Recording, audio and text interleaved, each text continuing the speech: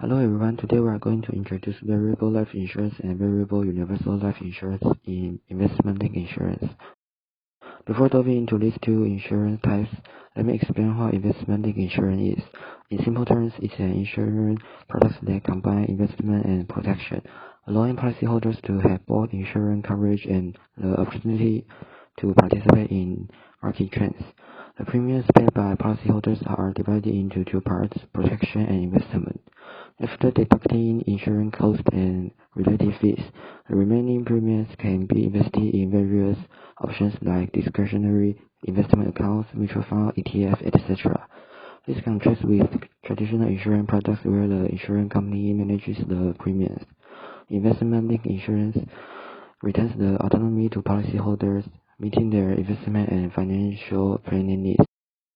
Now, let's highlight some key features of investment-linked insurance compared to other insurance products. Firstly, it offers a diverse range of investment options. As mentioned earlier, investment-linked insurance can connect to a variety of investment targets, often providing choices in different investment regions and currencies to meet various asset allocations, needs, and risk considerations.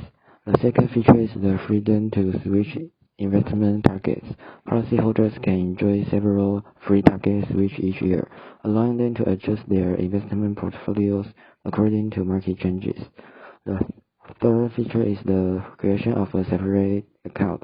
According to insurance regulations, companies operating investment-linked insurance must establish a separate account. The assets in this account, governed individually by the insurance company, are only claimable by the policyholders in the event of the insurance company's bankruptcy, safeguarding against the claims or recovery actions of the company's creditors. Next is the aspect of responsibility for one's own profit and losses. Policyholders have the freedom to choose investment targets, often without a guaranteed minimum investment return from the insurance company. Any investment gains or losses in the separate account of investment-linked insurance are borne by the policyholders, providing an opportunity for higher returns but also requiring them to assume the associated risks. The final feature is the transparency of the fee structure. Due to regulations, the relevant fees for investment-linked insurance must be publicly disclosed, ensuring transparency in the fee structure for policyholders to fully understand how their premiums are utilized. These are the 5 main characteristics of investment-linked insurance. And then I'm going to introduce the two types of investment insurance. One is life insurance platform. The policy value is affected by the investment chosen by the customer. When the investment performs well, the death benefit provided by the life insurance platform will raise. And conversely, if the investment didn't perform well, the benefit will decrease accordingly. So in this case, we can know that the policyholder bears the investment risk. If the investment went really bad, the policyholder may end up taking back less than the policy principal. The second one is annuity platform. The insured individual begins receiving annuity payment after a certain period or upon reaching a certain age. The performance of the chosen investment affects the future annuity payments. When the investment performs well, the cash value of the policy increases, and the annuity amount that can be received also increases. Conversely, when the cash value of the policy decreases due to the poor investment performance, the annuity amount that can be received will decrease. And then let's see some difference between variable life insurance and universal life insurance. Both variable life insurance and universal life insurance are permanent life insurance products with cash value components. Variable life insurance and universal life insurance primarily focus on death benefits and disabled benefits, with annuity payment only returns the fee paid for the insurance. Variable annuity insurance is specifically designed for annuity payment during the retirement, with options or fixed or variable payments and potential minimum guarantees, and only the variable annuity insurance will receive the fixed payment. Let's delve into the difference between variable life insurance, universal life insurance, and variable annuity insurance in terms of premium change. The policyholder of variable life insurance and annuity insurance usually pay a set premium amount, with policyholders of the universal life insurance being able to adjust the amount and frequency of the premium payment within limits. Two kinds of insurance have front-loaded fees. Two kinds of life insurance have front-loaded fees, where a significant portion of the fee is charged during the early policy years. For the variable life insurance, the premium is the money administrative.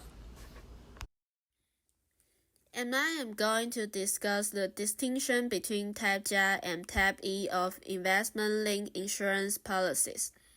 Not every investment-linked insurance product offers both Type J and Type E policies.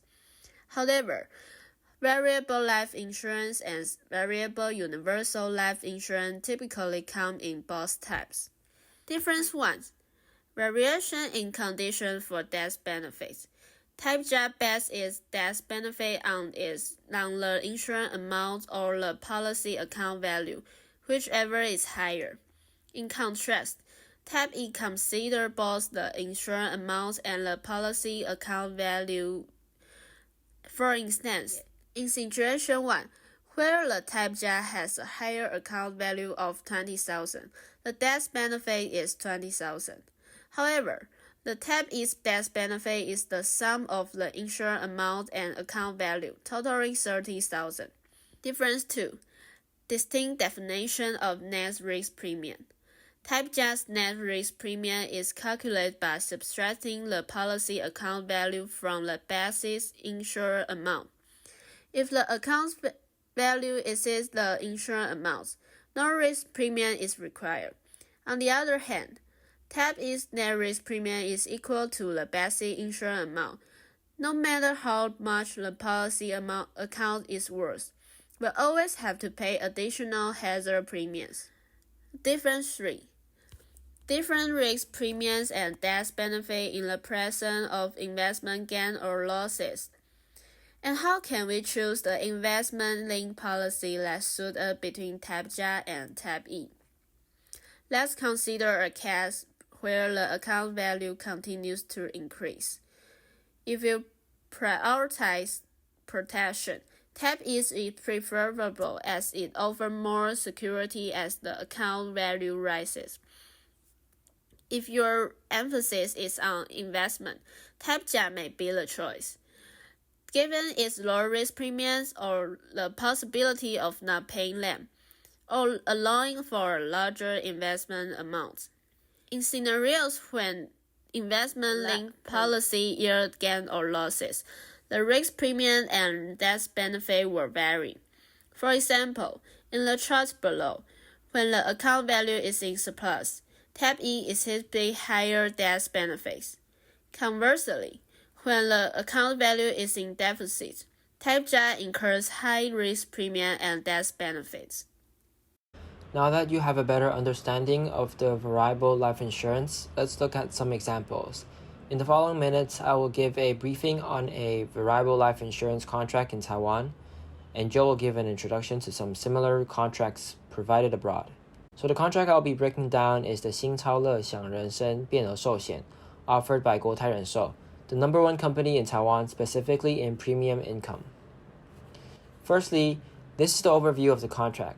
Titles 1, 2, 3 is the process that each insured premium goes through. First, the insurer needs to decide how much the beneficiary shall receive upon indemnification and pay the corresponding premium amount. Then, the insurance expenses and insurance management fees are deducted from the premium. Thirdly, the remainder is put into a separate investment account for investment allocation, usually managed mutual funds. After that, your coverage and investing begins until either the insured decides to exit the contract or the peril happens. And during this period, the insured still has access to his investment account. Similar to dividends, the insured can take cash out of the investment account, though it is not recommended because there are costs for the action, and it takes away from investing capital. Some insurance companies might include this income to the overall return, which can be misleading. One extra thing to notice is at the end of this timeline, it says 不保证保本, which is really out of the ordinary for life insurances. But this will only happen when the insured investment account loses all of its money. Once this happens and the contract is terminated, and the insured does not have any claim left. Even though this is not likely for actively managed funds, it is still worth keeping in mind. In this contract, the premium is paid in one payment and the benefit can be up to 2 times the premium, with the maximum of $30 million. In this scenario, Jack, a 30-year-old male, wants to purchase this contract with premium of $1 million. This means he can at most receive a $2 million benefit, but he chooses a $1.9 million benefit so that more money can go into the investment account. Jack's $1 million premium will have to pay for some expenses straight out of pocket, including the insurance expense, which are the expenses incurred during the signing of the contract, so before the contract is in effect. Insurance management fees, monthly management fees during the contract, and the annual insuring costs, the cost premium for the possible loss, which is calculated like the bottom right corner. After clearing the expenses, he can begin to choose between the 6 funds this contract offers. He must choose wisely because the performance of the investment account can either contribute to diminishing insuring costs or cause a snowball effect on his annual costs. This is the list of the funds that Cathay United has offered, and the performance of the past 5 years annualized. As you can see, the average is a negative 3%, so if he chooses the first 3 funds, his costs would have increased in the past 5 years. For context, the management fees and administrative expenses of the funds have been included into the annualized performance, one of the reasons why it has performed poorly. But if we assume that Jack's investment account managed to gain annualized returns of 2% steadily, and he did not take any money out of the investment account, the left graph would summarize the changes in value under his variable life insurance contract. Some key points are that we can observe insuring costs decrease year by year as the investment account value increases. These 2 columns have an inverse relationship. And another key point is that when Jack turns 69 years old, the investment account still exceeds the initial insurance claim, and after that the investment account value becomes the amount that will be paid to the beneficiary. This graph is provided by Cathay, and they use a little trick to make this contract seem more attractive by changing the time intervals from 1 year to 5 years somewhere in the middle so that you feel like the costs decrease at a higher rate. To conclude, these are the pros and cons of this contract. Basically, in one sentence, this type of contract will only be preferable if returns are steadily positive and is a better fit for young insurers. Hello everyone, my name is Joachim Piol, and today we'll talk about the insurance in France. In France there is 2 main types of life insurance. L'assurance vie universelle, that can be translated to universal life insurance, and l'assurance vie entière avec participation, the whole life insurance with participation. So for the first part, l'assurance vie universelle, this insurance has a saving investment part and of course an insurance part. This insurance gives a lot of freedom in comparison to other insurance. You can choose the price of the premium and when you will pay it. The premium can increase with the age of the insured or do not vary at all, which depends on the type of contract you sign. The premium is paid to cover the cost of the insurance. It is used to cover the possible loss. In France, the insurer can take the responsibility to pay all or just a part of the life tax insurance, which is 3.48%. The saving and investment part of insurance, You can choose to invest the amount in several types of investment, for example, in segregated funds. The accumulated amount can be used to pay the cost of insurance. You can also withdraw amounts if you wish. Tax may be payable. Additionally, you are not required to pay an insurance premium each year. However, you must ensure that there is enough money in the capitalization funds to pay the cost of insurance. In this example, the insurer will pay the tax of 4.48% and the investment growth per year will be 4%. And she will earn at the end of her contract the $2,100 she signed for. So, the first year she will pay $1,300. The cost of insurance will be $700. So at the end of the first year, the total amount will be $600 into a capitalization fund. At the first of the second year, she will get the $600, the 4% of the $600, so $24, and she will repay $1,300. But the insurance will take again $700 for a cost. So at the end of second year, she will get $1,224. Next slide. Donc, the second one is l'assurance vie entière avec participation. And this type of insurance generally guarantee premium, insurance amount, and cash value. Whole life insurance can offer a lot of flexibility when it comes to premium payment. For example, some contracts may require payments over time, over a fixed time period, rather than over your entire life. Premiums for whole life insurance are higher in the early years than for those for term life insurance. For their part, premium for term life insurance generally increase upon renewal. So over time, premium for term life insurance end up costing more than for permanent life insurance. Participating whole life insurance includes an investment component. However, you do not manage this aspect yourself, contrary to what you are allowed to do with universal life insurance, as I told you about earlier. This insurer will take care of this for you. Since it involves an investment component, participating insurance usually costs more than non-participating whole life insurance. This product is therefore generally aimed at a wealthy clientele. The premium for participating insurance are fixed for the payment period, provided the base insurance amount is usually guaranteed and the cash value may also be included. In this example, Jenny wants to use some money, $5,500 a year, for life insurance. So a contract signed have a max amount of $250 at her death, and she will earn at the end of her contract the dividends that she will gain for every year and the capitalization fund she has invested in. Let my teammate talk about the similarity and I would like my teammate to talk about the comparison and the similarities between French insurance and Taiwanese insurance. Now, I'm going to talk about the similarities and differences between life insurance in Taiwan and France. The similarities between them is that they both have fixed premiums.